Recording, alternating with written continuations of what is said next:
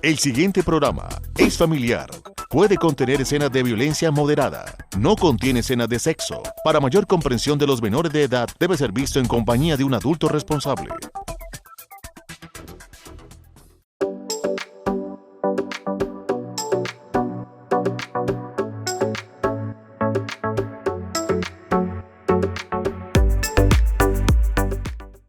¿Qué significa que alguien no nos conviene? Pues esta es una respuesta que le corresponde a uno mismo y se da porque cada uno conocemos de manera importante cómo hacemos un proceso de introspección y autoconocimiento de nuestros límites, los que fijamos para nosotros mismos y los otros que se acercan a nosotros.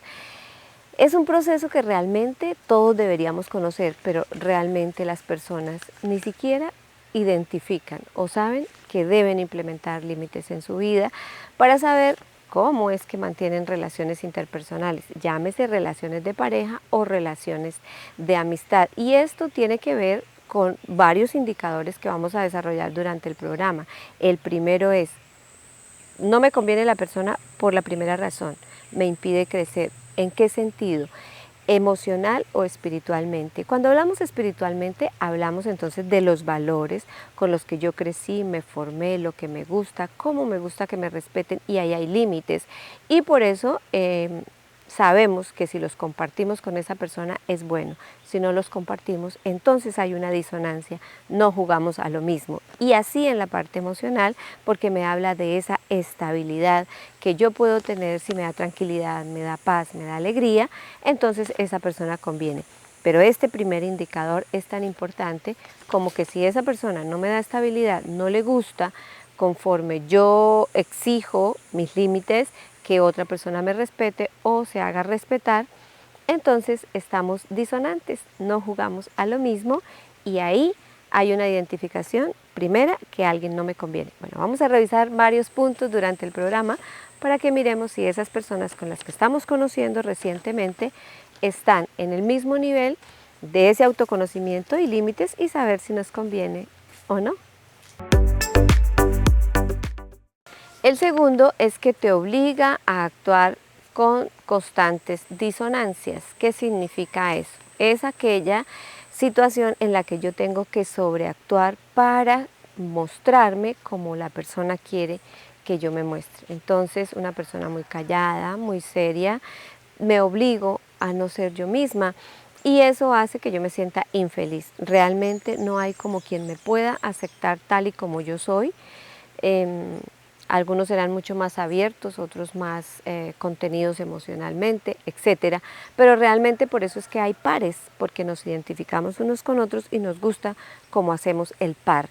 Entonces cuando yo tengo que sobreactuar, realmente me siento muy frustrada porque la otra persona espera que yo actúe es como esa persona quiere.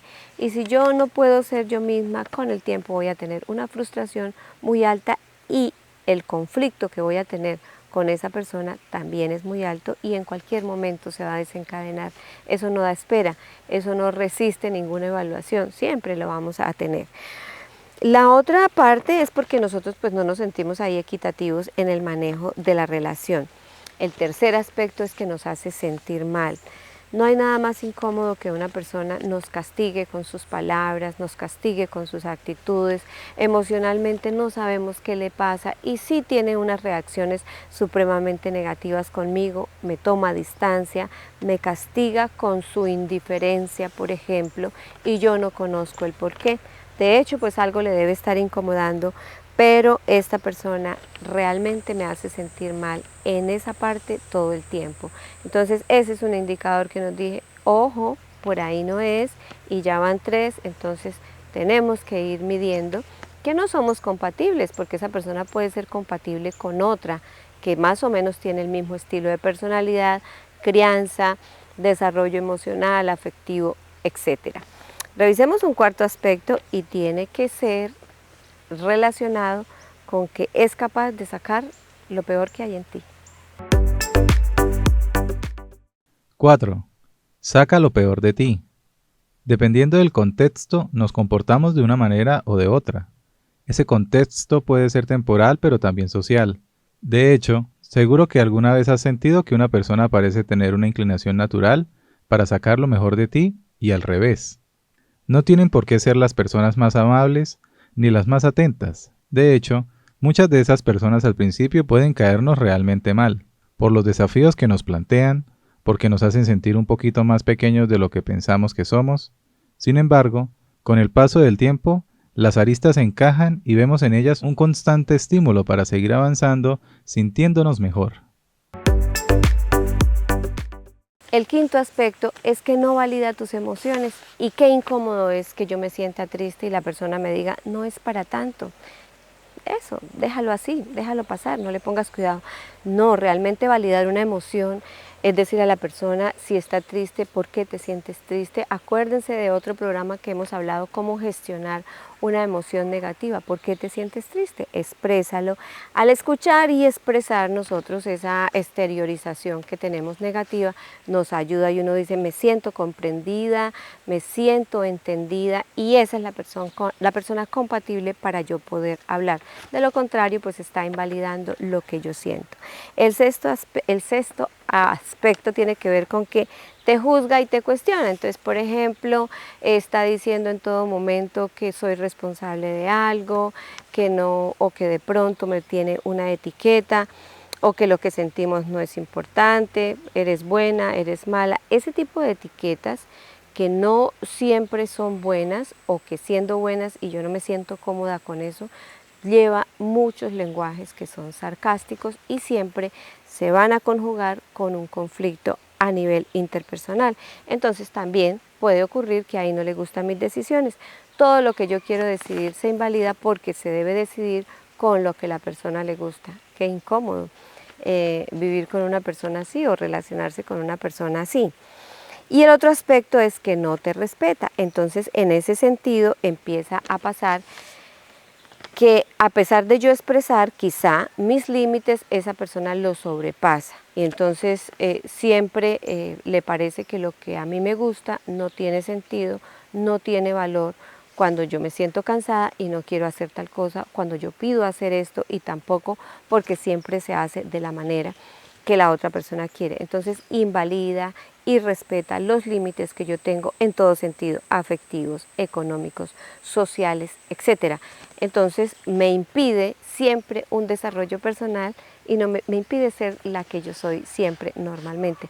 No hay nada más hermoso que uno compartir con una persona que escucha, que respeta, que me deja sentir, que yo puedo expresar y que me hace sentir feliz con eso. Eso sí, realmente es felicidad, el sentirse entendido y comprendido por otra persona. Revisemos otras señales que son un poco más delicadas cuando nos mienten. 8.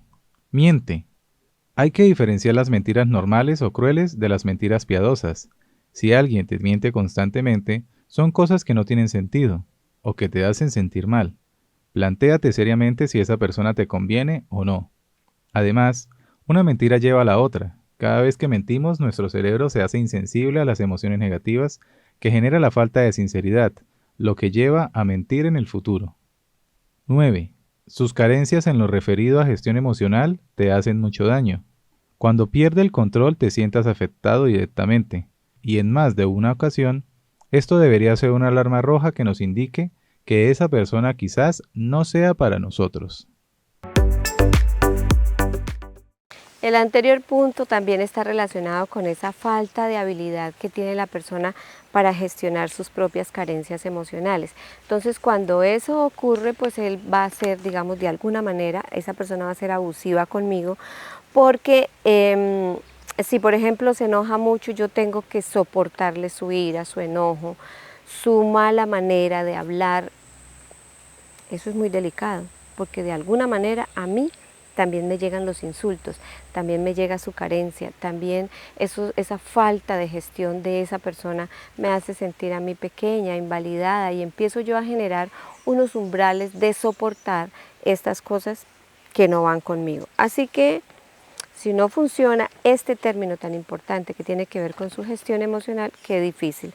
Esos 9 aspectos juegan un valor muy importante a la hora de decidir si yo sigo con una persona o no, que es importante que yo identifique qué tanto esto pesa, porque cuando yo digo, no importa que tenga eso y sigo con esta persona, lo que estoy haciendo es cargarme emocionalmente, ponerme una carga a mi espalda que yo no debo llevar, porque si la persona no soluciona, pues cuando uno se junta, por ejemplo, a una pareja, uno no pretende terminar de educarlo o ayudarle a resolver sus cosas, le apoya, pero lo primero que nosotros tenemos que hacer es que si vamos a tomar una decisión como esa, es hablarle muy asertivamente y decirle, esto y esto pasa contigo, yo no lo hago, tú qué observas en mí, y entonces entremos en un proceso de recuperación, de psicoeducación y mejoremos.